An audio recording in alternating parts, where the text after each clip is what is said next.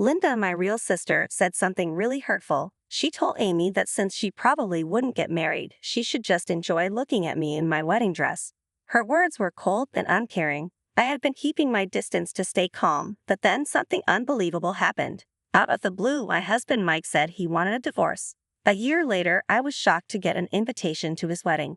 It felt like he was mocking me. After the divorce, I got custody of our kids. My daughter Emma and my son Jack are kind, smart, and wonderful, and I'm so proud of them. I told them that if I remarry, I want to take the kids with me because the divorce was all Mike's fault. Even though I was angry, my children reassured me. They told me not to worry and that they would handle things while I stayed home and relaxed. They went to the wedding with a mischievous look on their faces. My name is Amy Johnson, and I'm 53 years old. Last year, my husband Mike suddenly said he couldn't live with me anymore and we separated. It came as a huge shock because I thought our marriage was fine. I wondered if I had done something wrong. Since then, I've been overwhelmed with worry and pain, which made my menopause symptoms worse. Mike and I met at work. I was an office assistant and he was a salesperson. We got married and he became a successful sales director working abroad. I left my job to support him and take care of the home, as he wished. I made sure he could rest and stay healthy on his days off. We had two wonderful children, Emma, who works in research at a top company, and Jack, who is at a top university and plans to take the bar exam. All of this happened just as the divorce talks started. I kept asking Mike why we were getting divorced, but he stubbornly refused to tell me. He just said, "I can't tell you that." It felt unfair and ridiculous. I insisted that I needed to know, but he was annoyed and said, "Isn't irreconcilable differences a good enough reason?" I was deeply hurt and disappointed. After almost 30 years of marriage, I couldn't believe he could be so cold. My children were also shocked by this. They thought talking was pointless and encouraged me to go ahead with the divorce. So, Mike packed his things and left our home. I stayed in the house with our kids. This happened about 6 months before our official divorce. One day, Emma came home and told me she had seen Dad and Aunt Linda together. I was startled and stopped what I was doing. Linda is my only sister. She recently moved to an apartment nearby and visited us once, but I was gloomy and distant. I found it strange that she visited us alone. We never got along well, even as kids. I didn't like her, and I'm sure she didn't like me either. Linda had been married and divorced several times and is now single. I always thought it was awful how she changed her attitude depending on who she was with. That's why, even though we lived close, we never interacted. It felt creepy to me that she wanted to live near us without a clear reason. I had a bad feeling about the situation with Mike and my sister. It made me feel really upset. My sister has always been selfish and mean since we were kids. She would make me cry and was sneaky about it so that adults wouldn't notice. When I cried, it seemed like I was the troublemaker, not her. For example, there was one Christmas when I had just started elementary school. We got dolls as presents from our relatives. My sister got a doll with black hair and a black dress, while I got one with blonde hair and a pink dress. The pink dress doll was the most popular among the kids, and I was thrilled. But my sister decided she liked my doll better. While the adults were busy chatting and heading to the living room, she reached out and grabbed my doll. Ignoring my protests, there was a terrible sound, and the pink dress, which I had admired so much, was ripped apart. I was in shock and then started crying loudly. The adults heard me and asked what happened. My sister pretended nothing was wrong and said, "Amy broke her doll's dress. Poor thing, I'll give her mine." The adults believed her act and praised her for being so kind, while I was scolded by our parents for not taking care of my present. My sister gave me the doll with the black dress, and I had to accept it in front of everyone. I was even forced to thank her, while she just smirked. Later, a brand new doll with a pink dress arrived at our house, and my sister flaunted it to me, saying, "Look how nice it is. It should have been my doll." This kind of thing happened often, and living with her was very stressful. It seemed like she enjoyed making me suffer. I was worried she might be planning something else. My sister, Linda, didn't study much in middle and high school and spent her time out with friends, causing our parents a lot of worry. She would say things like, "I'm not good at studying, I'd rather have fun." She looked at me as if mocking my efforts. Since Linda caused so much trouble, I worked hard to be a top student. I was in middle school at the time and was chosen as the class representative. I had good grades and earned the trust of my teachers. People who knew my sister often asked our parents, "Is she really Linda's sister?" Linda didn't just avoid studying, she also spent hours loitering outside Walmart with questionable friends. Her behavior often led to police calls because she was frequently found wandering the streets late at night. Our parents were always troubled and looked sad, but Linda didn't care. She confidently said one day she'd marry someone rich and everyone would thank her. Linda was somewhat pretty, not like a celebrity but noticeable enough. I thought she was most attractive when she was younger. Once she hit middle school, she started going out at night. In high school, she began smoking secretly and wearing makeup, which was against the rules. She used cheap cosmetics that made her skin look worse and her hair lose its shine. Despite these changes, she still thought she was as beautiful as ever. Her condition got worse when she started drinking, so the idea of her marrying someone rich seemed unrealistic. During my first year of high school, I went on a date with my first boyfriend at a fast food restaurant. Linda happened to pass by and approached us, smiling like someone else. She said, "Amy, is this your friend? Introduce him to your big sister." My boyfriend was surprised to see her, and I was even more shocked. I felt uneasy as my boyfriend introduced himself. Linda kept smiling at him, making it seem like we were very close. I tried to get away by saying we were going to a movie, but Linda said, "Wow, what a coincidence. I wanted to see that movie too." She planned to join us on our date. I was about to say no, but my boyfriend, trying to be nice, said, "Since we're all here, let's watch it together." I couldn't believe it. It was a movie I had been looking forward to. Linda then pretended to be considerate, saying, "Amy might find it bothersome if I join." I thought it was outrageous, but my boyfriend seemed to sympathize with her. I didn't want to seem unpleasant, so I agreed. The movie date was awful. I couldn't focus on the film, and my boyfriend ended up sitting between us. In the dark, Linda apparently held his hand, which I didn't notice. About 2 weeks later, my boyfriend broke up with me, saying he had found someone he liked. I immediately knew it was Linda. She played with my ex-boyfriend and then discarded him. I heard later that he was so shocked he developed a fear of women. When I confronted Linda about it, asking why she would steal someone's boyfriend, she replied nonchalantly, "I didn't steal anyone. Your boyfriend confessed to me on his own." Here's a simpler version of the segment. I was furious and shouted at Linda, "I know what you did. You seduced him by holding his hand during the movie and then dumped him. He developed a fear of women because of you?" Linda just laughed and said, "I don't keep track of such things. I was just annoyed seeing you so happy." "Serves you right," she said it with a smug look, looking down on me. I was in tears, then asked, "Why do you always do such horrible things to me? What do you have against me?" Linda replied, "Because you're my sister. Maybe I can't stand the thought of you being happier than me." That day, I realized I would never understand my sister. About a month after Mike left, Linda suddenly came to visit. I knew she was there to gossip about my divorce. She tried to be friendly, putting her hand on my shoulder, which felt creepy. I'd asked, "What do you want?" Linda pretended to be hurt and said, "You're being so cold." Then she asked about my children, Emma and Jack, whom she had never cared about before. "How are Emma and Jack?" she asked. I was surprised as she didn't seem to know they wouldn't be home on a weekday afternoon. Emma was working and Jack was in college. Linda, who had never had children of her own after 2 divorces, seemed bored when she realized they were at school and work. Without being invited, Linda sat down on the sofa and said, "Amy, you just got divorced and it looks like I'm headed that way too." I thought, not this again. I felt it was her problem, not mine. I had never even met any of her previous husbands. Linda's first marriage was to a successful pilot, and she used to brag about it all the time. It seemed like they were very much in love.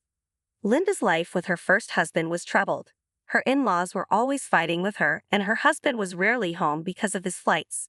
Bored and unhappy, Linda started going out a lot, which made her in-laws even angrier. Eventually, even her husband got fed up and kicked her out. Her second husband was a younger man she met at a bar. He had his own business and seemed quiet, so it was easy to imagine Linda bossing him around. At first, they were in love, but then money started disappearing from the store's safe, and only they had the keys. Her husband didn't suspect Linda at first and hoped the problem would solve itself. But over $2,000 went missing. When he confronted Linda, she brushed it off, saying it might just be a miscalculation. Eventually, her husband found out Linda was indeed stealing the money. He installed surveillance cameras and caught her taking the money. He agreed not to involve the police if she returned the money and also demanded a divorce. So, Linda's second marriage ended badly. Now, Linda is married to her third husband, a carpenter with a rough temperament. My parents hoped this marriage would work out, especially since they had to pay back the money Linda stole from her second husband's store and also pay alimony. When things are good, they're really good, but both Linda and her current husband have strong tempers and argue loudly. Their loud fights have been reported several times in their apartment. Today, Linda talked about possibly getting a third divorce. She seemed oddly happy discussing it, but once she's made up her mind, she's determined to go through with it. Linda was acting creepy and seemed too pleased with herself. She was getting divorced because she found someone new who loves her. I couldn't believe she was on her fourth marriage and still acting like this. Her new partner was someone who didn't do housework, spent money recklessly, and had even been involved in theft. Linda looked pleased when I played along, saying she was always popular with men. I was horrified and just wanted her to leave. She finally left, saying there was nothing to do since the kids weren't home. That night, Emma came home looking pale and upset. She showed me a wedding invitation from Mike, my ex-husband. I was shocked to see that Mike and Linda were getting married. It felt like a terrible insult.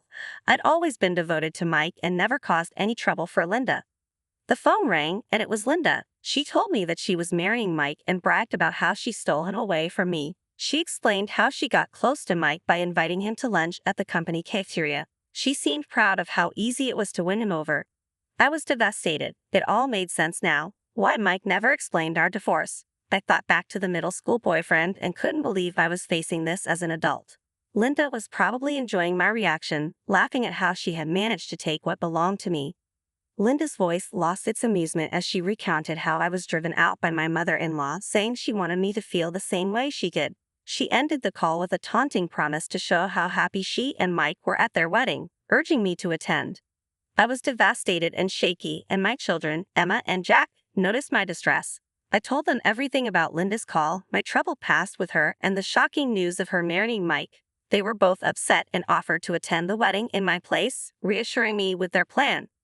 Emma was enthusiastic about attending, and Jack wanted to ensure we didn't miss the opportunity to confront this situation. They exchanged meaningful glances, hinting at their own plans. The wedding was set to be a lavish affair at a top-tier hotel, with Linda insisting on a grand showcase despite it being her fourth marriage. Mike, now a high-ranking sales director, was expected to become an executive, and Linda's extravagant arrangements seemed to be driven by her need to flaunt her new status. I was saddened by how my sister's manipulative nature continued, using Mike as a stepping stone to satisfy her own desires. As the wedding preparations continued, Emma revealed to me that Mike had messaged them, wanting to take custody of them. This was shocking and deeply distressing, especially since my children were not babies anymore. Jack dismissed the idea, pointing out that despite Linda's multiple marriages, she had never had children and might be eyeing my own. Emma and Jack reassured me they wouldn't go to Linda's house and gave me a comforting hug before leaving. When they returned, they had a video from the wedding to show me. Linda was at the center of a lavish ceremony, dressed in an extravagant gown. She was all smiles, calling out to Emma and Jack with a sickeningly sweet tone. Emma, visibly disgusted, looked like she was about to be sick. Mike, in contrast, was sitting apart from the festivities, smoking a cigarette with a grim expression. Jack, seeing Mike for the first time as a smoker, was unsettled. He was uncomfortable with the whole scene, noting Mike's odd demeanor. The wedding ceremony was bizarre, marked by Linda's overly enthusiastic behavior and Mike's distant attitude. The guests looked tense, unsure of where to direct their attention. During the reception, Linda's over-affectionate display made guests uneasy, while Mike, feeling the pressure from his colleagues, tried to push Linda away. As Linda exited for a dress change, Jack took the opportunity to make his way to the stage, leaving the guests confused about what was happening next. Jack's unexpected speech took the wedding reception by storm. With a calm demeanor, he spoke directly into the microphone, revealing shocking truths about the bride and groom. The room filled with murmurs as Jack exposed Linda's history of 6 marriages and accused her of stealing my ex-husband, Mike. He revealed that Linda had been involved with Mike while pretending to be a part-time worker at his company, manipulating him into believing false accusations about me. As Jack continued, he read excerpts from my diary detailing the pain and betrayal I experienced. He described how Linda had used a fake social media account to slander me, causing Mike to doubt me and ultimately leading to our divorce. The revelation caused Mike to go pale, visibly shaking as he realized the extent of Linda's deceit. When Linda returned from her outfit change, the atmosphere was tense and silent. The guests, now aware of the truth, did not applaud her, and the mood of the reception shifted dramatically. The once celebratory event turned into a scene of awkwardness and discomfort, with Linda's attempt to upstage the truth backfiring spectacularly. The scene at the wedding reached a fever pitch as Emma and Jack continued their unexpected presentation. After showcasing Linda's ex-husbands, each having found success and happiness despite their troubled past with her, Linda's frustration was palpable. Her anger and embarrassment were evident as she clutched the bouquet and slammed it onto the floor, shouting at Mike about his career prospects and the perceived failure of her past marriages. Linda's attempts to deflect blame and her outbursts revealed her underlying insecurities and frustration with her own life choices. Her angry tirade was a stark contrast to the initial excitement and glamour of the wedding. Emma and Jack's final reveal brought a new twist. As Linda's ex-husband stood proudly, her new boyfriend was introduced to the crowd. The man, dressed casually and clearly not part of the high society that Linda had always aspired to be part of, was presented with a sense of irony. Linda's reaction was a mix of disbelief and rage. She had hoped for a grand celebration, but the event had turned into a public shaming, highlighting her own shortcomings and the failure of her plans. Her outburst and the chaotic scene left guests stunned, particularly Mike's colleagues, who now had doubts about his future at the company. As the situation unraveled, it became clear that Linda's relentless pursuit of status and her manipulative tactics had backfired spectacularly. Her wedding, meant to be a celebration of her new beginning, ended up as a testament to her failures and the deep-seated issues she had with her past. The once celebratory atmosphere had turned into a dramatic confrontation, underscoring the cost of her actions and the disarray in her personal life. The aftermath of the wedding was a whirlwind of emotions and revelations. Linda's attempt to orchestrate a grand, glamorous affair ended in disaster, exposing her manipulative nature and failed relationships. As Mike confronted her, demanding a divorce and alimony, the scene turned chaotic, with Linda's new boyfriend fleeing and Mike breaking down in tears. Despite the turmoil, the confrontation provided a sense of closure for you and your children. Emma and Jack's decisive actions at the wedding, revealing Linda's deceit and the true nature of her past marriages, were both satisfying and cathartic. Their strategic efforts to expose Linda's manipulation and her attempts to discredit you were not only a form of justice, but also a poignant moment of triumph. Mike's subsequent apology, conveyed through Emma and Jack, was a significant gesture. Although it couldn't undo the past or fully repair the damage, it was a step toward acknowledging the wrongs done and expressing regret. The fact that Mike had been manipulated by Linda, but still sought to make amends, was a reflection of his genuine remorse. As you watched the footage and heard your children's recounting of the events, it was clear that their actions had a profound impact. Their bravery in facing the tumultuous situation and their efforts to ensure justice and reconciliation were both impressive and heartwarming. The laughter and relief from Emma and Jack upon returning home provided a much-needed reprieve from the emotional strain of the day. Their support and resolve in handling the situation were invaluable. As for Mike's apology, it was a complicated but important step. It highlighted the complexities of human relationships and the difficulties in navigating forgiveness and reconciliation. While it may not have changed the past, it offered a chance to move forward with a sense of closure and understanding. This unexpected twist left me confused, but then Jack spoke up, saying that Dad doesn't expect forgiveness but really wants to apologize. He suggested I should at least listen to him.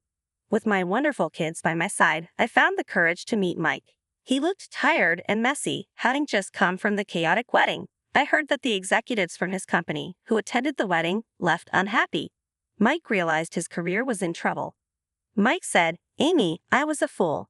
I'm truly sorry. For me, that was enough." He was also a victim of my sister. Mike said Linda would pay me alimony and I could have it all. I nodded slowly and told him goodbye. Mike asked if we could start over, but I said it was impossible. I closed the door, and Mike stood outside for a while before finally walking away. Meanwhile, Linda, the cause of all this trouble, was left by both Mike and her new boyfriend. She lost her part-time job and struggled as a convenience store clerk, often getting scolded and mocked by younger staff. She even tried working at a nightclub but was always passed over for younger women. She worked hard, knowing she had alimony to pay. As for me, I'm living a peaceful and happy life with my kids. Jack is doing well with his law exams and we're excited about his future. We promise to always cherish each other, and I couldn't be happier.